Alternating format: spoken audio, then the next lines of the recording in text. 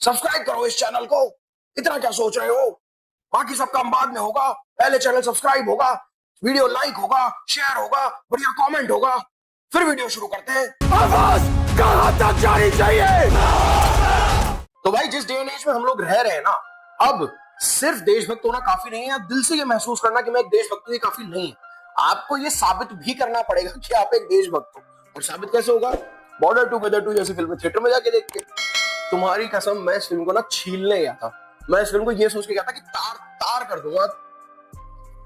अच्छी निकल गई यार।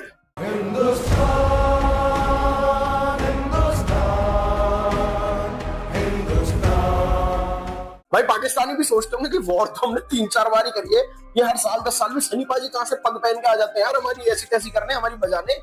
कभी गदर बना देंगे, कभी बॉर्डर बना देंगे, टाइम मिलेगा the hero love story of spy बना देंगे। मेरे हिसाब से सनी पाजी का फेवरेट टाइम पास एक ही है, पाकिस्तानी आर्मी की कुत्ती नापना। बट सीरियसली भाई, जिसने भी बॉर्डर 2 का टीजर, ट्रेलर, प्रोमोज ये सब काटा है ना, उसे पहले नौकरी से निकालो। वो चाहता था तुम्हारी फिल्म की ऐसी तैसी हो भाई। बहुत ही बुरा टीजर था, बहुत ही बुरा ट्रेलर था, एक ही पोस्टर जो आ रहा था, जो भी आ रहा था फिल्म से रिलेटेड, मुझे हर चीज से दिक्कत थी। और शायद इसी वजह से मेरी एक्सपेक्टेशन ऑल टाइम लो पे थी। बट सब उल्टा पड़ गया। पिक्चर बढ़िया बना दी तुम लोगों ने। चलो सब बताता हूँ, सब समझाता हूँ। प्लॉट से शुरू करते हैं। तो भाई बॉर्डर 1 जो कि आज से 28 साल पहले आई थी, उसमें एक स्पेसिफिक जो वॉर एक जगह पे हो रहा था, 71 का वॉर, उसके ऊपर ध्यान दिया गया था, उसको दिखाने के ऊपर उनका पूरा फोकस था, जो कि था बैटल ऑफ लोंगेवाला। वहीं जो बॉर्डर 2 आई है, ये किसी एक स्पेसिफिक वॉर फ्रंट पे फोकस नहीं करती है, ये 71 वॉर के अलग अलग एस्पेक्ट्स को दिखाती है, चाहे वो हवाई हो, चाहे पानी में हो, या फिर जो जमीन पे हो रही है आर्मी की लड़ाई। तो तीनों, एयरफोर्स, नेवी और आर्मी, तीनों पे फोकस है इस फिल्म का। जहां आर्मी में यानी कि जमीन पे लड़ाई लड़ रहे हैं सनी पाजी और वरुण धवन, वहीं पे नेवी में जो फाइट हो रही है उसमें है आहान शेट्टी, और एयरफोर्स में है हमारे दिलजीत पाजी। लेकिन ऐसा नहीं है कि ये लोग अलग अलग लड़ाई ही लड़ रहे हैं बस। वरुण धवन का, दिलजीत पाजी का और आहान शेट्टी का कैरेक्टर एक साथ ट्रेन भी हुआ है, और उन दोनों को भी फिल्म में दिखाया गया है। उनकी अपनी अपनी क्या जर्नी रही है वो दिखाई गई है, उनकी क्या लव इंटरेस्ट है, उनकी फैमिली डायनेमिक्स क्या है वो दिखाए गए हैं। एंड अकेडमी में जिसने उन्हें सिखाया या जो उनका कमांडिंग ऑफिसर था वो थे सनी पाजी। तो ये पहले से जुड़े हुए लोग हैं आपस में। और अब जब 71 का वॉर हुआ है तो अलग अलग वॉर फ्रंट पे लोग पहुंच गए। वॉर सीक्वेंसेस है, फैमिली ड्रामा है, आपस की बॉन्डिंग है, और ये सब हो रहा है डिसेंट से नैरेटिव। तो भाई प्लॉट की अगर मैं बात करूं तो कुछ बहुत नवीनतम नहीं है प्लॉट। आपने जितनी वॉर फिल्में देखी हैं उन्हीं की बीट्स पे ये चलता है। अच्छी बात यह है कि हर एक इमोशन लैंड कर रहा है, चाहे वो ड्रामा हो वो लैंड कर रहा है, कॉमेडी हो वो लैंड कर रहा है, फैमिली इमोशन हो वो लैंड कर रहा है। आप जब फिल्म देखोगे बहुत ही प्रिडिक्टेबल बीट्स है, आपको समझ में आएगा कि हाँ ठीक है, अगर ये यहाँ पे ये दिखाना चाह रहे हैं तो ये शायद इस वजह से दिखाना चाह रहे हैं, वो वही वजह है, लेकिन स्टिल इट वर्क्स। एंड इस बात से कंफ्यूज मत होना कि सनी पाजी जो है वो तो उस फिल्म में भी थे, इस फिल्म में भी है, दोनों बिल्कुल अलग कैरेक्टर्स हैं। सनी पाजी ने हाँ दोनों प्ले करे हैं, एंड इन्होंने बॉर्डर 1 का भी मेंशन दिया है इस फिल्म में, खास करके मथुरा दास और भैरव सिंह का। एंड बॉर्डर 1 से कुछ केमियोज भी हैं। मैं कोई स्पॉइलर नहीं देना चाहूंगा, बट मैं इतना कहूंगा कि लास्ट तक बैठे रहना। तो एज आई सेड, बहुत नया प्लॉट नहीं है, प्रेडिक्टेबल सा प्लॉट है, प्रेडिक्टेबल बीट्स पे चलता है, लेकिन एक डिसेंट नैरेटिव बना लेता है जो कि आपको इमोशनल तो कर देगा। और इस फिल्म का यही तो काम था ना यार, नॉस्टैल्जिया जगाना, वो इमोशन जगाना, वो ये फिल्म अच्छे से कर लेती है। अब अगर कास्ट की बात करूं तो सबसे आगे खड़े हैं सनी पाजी S lieutenant colonel Fateh Singh Kaler. अब ये बात कहनी तो जरूरी है कि भाई सनी पाजी हाँ है ही मैन, हम मान रहे हैं, उन्होंने अपने फादर से वो इनवाइट किया है, लेकिन एट द एंड ना ये बात भी कहनी जरूरी है कि जहां पे सनी पाजी को एक सॉफ्ट बॉय प्ले करना होता है, एक इमोशन दिखाना होता है, भाई वहां सनी पाजी का हाथ कोई नहीं पकड़ सकता। मुझे एक आंसू होता है ना आंखों में दिख जाता है कि बाहर भी आ चुका है लेकिन अब छलक भी नहीं रहा है, वो सनी पाजी बहुत जबरदस्त प्ले करते हैं, और वो इन्होंने यहाँ भी करा इस फिल्म में। हाँ, मुझे उन्होंने जिस तरीके से सुपरमैन ही बना दिया सनी पाजी को एंड में, उससे मुझे बेहद तकलीफ हुई है, बेहद दिक्कत हुई है देख के, क्योंकि फिल्म बहुत सही जा रही थी। आखिरी आधे घंटे तक भी आई वाज लाइक कि भाई ये तो बहुत सही बना दिया, ये तो कमाल कर दिया इन लोगों ने। फिर इनको लगा कि अब इसको खराब कैसे करें, फिर इनको जागा कि सनी पाजी को सुपर हीरो ही बना दो। भाई सनी पाजी तो हमारे आयरन मैन है, और कुछ भी अनाप शनाप करा रहे। ऐसे फिल्म में शुरू में भी 1-2 सीन्स थे, बट आप वो इग्नोर कर सकते हो। क्लाइमेक्स में वो इग्नोर नहीं हो रहे थे भाई। क्लाइमेक्स में सनी पाजी के पैर के नीचे 2 बॉम्ब फट गए, बड़े बड़े ग्रेनेड्स, और सनी पाजी को सिर्फ कूदी मारनी, सनी पाजी को कुछ नहीं हुआ है। मतलब टैंक्स तो पिघल जाते हैं सनी देओल को देख के। अरे यार ठीक है, तुम मतलब मैं समझ गया, तुम सनी पाजी की इमेज को प्ले करना चाहते हो, उनको दिखाना चाहते हो जो वो एक है जबरदस्त पर्सनालिटी, उनको उस तरीके से पोर्ट्रे करना चाहते हो, लेकिन कहीं तो हद मारोगे ना। है तो एट द एंड वो एक आर्मी वाला। एक सीन में वरुण धवन से कुछ दूर एक बम फट जाता है तो सीटी बज जाती है उसके कान में, कैमरा शेक होता है दिखाने के लिए कि हाँ हिल गया ये आदमी अंदर से, क्योंकि ग्रेनेड फटा है। कुछ होता ही नहीं सनी पाजी को, भाई पैर के नीचे बम फट रहे। एक जगह पे सनी पाजी के मुंह पे आके नोजल लगता है टैंक का, ठीक है, नोजल सनी पाजी पीछे से ग्रेनेड निकालते, नोजल उड़ालते, पलटी मारता तो टैंक फट जाता है। अरे मारो मुझे, मुझे मारो।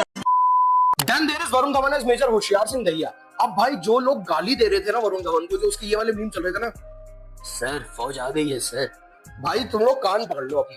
इतना जबरदस्त काम किया वरुण धवन ने। एक्चुअली फिल्म का स्टार वरुण धवन ही है, क्योंकि सनी देओल से ज्यादा स्क्रीन स्पेस उस आदमी के पास है।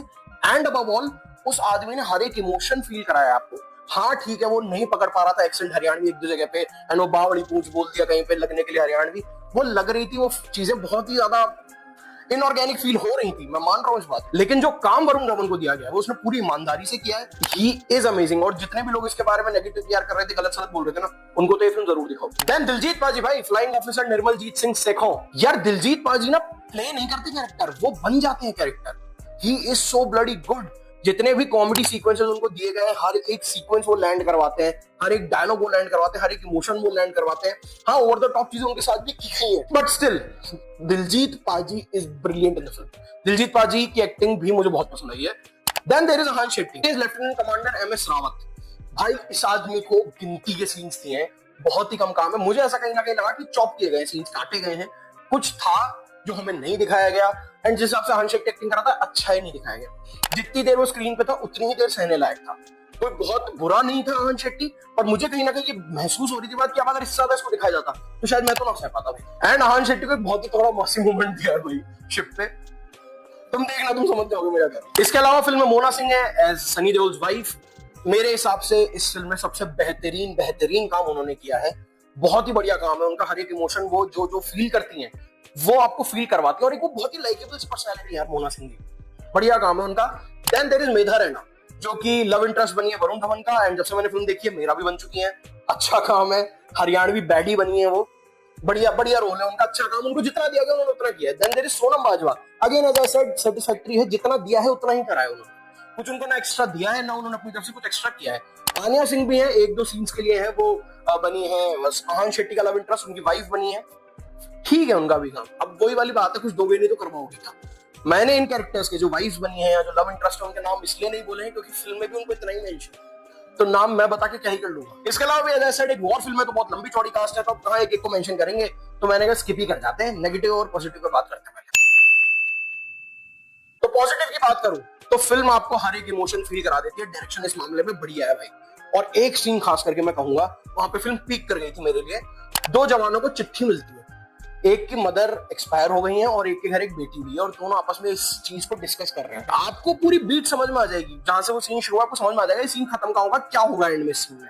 लेकिन वहां पे फिल्म पीक कर गई भाई, वो इमोशन इतना जबरदस्त तरीके से वर्क कर गया for everyone in the theatre, और मेरे हिसाब से जो देखेगा उसके लिए भी पीक करेगा।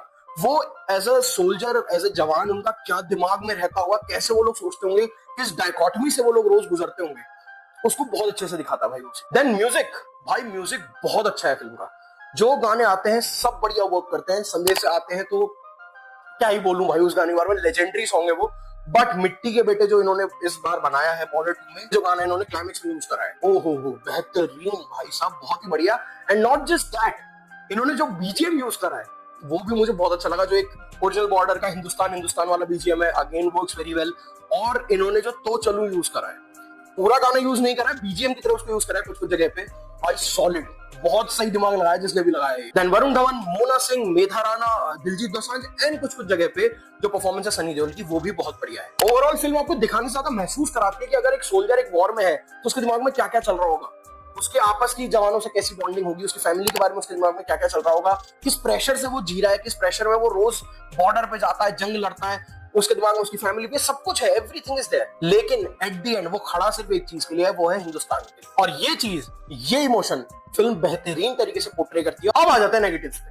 तो भाई सबसे पहला तो सीजीआई, मतलब जो टीजर ट्रेलर में इन्होंने सीजीआई दिखाया था ना, वो बहुत ही खराब था।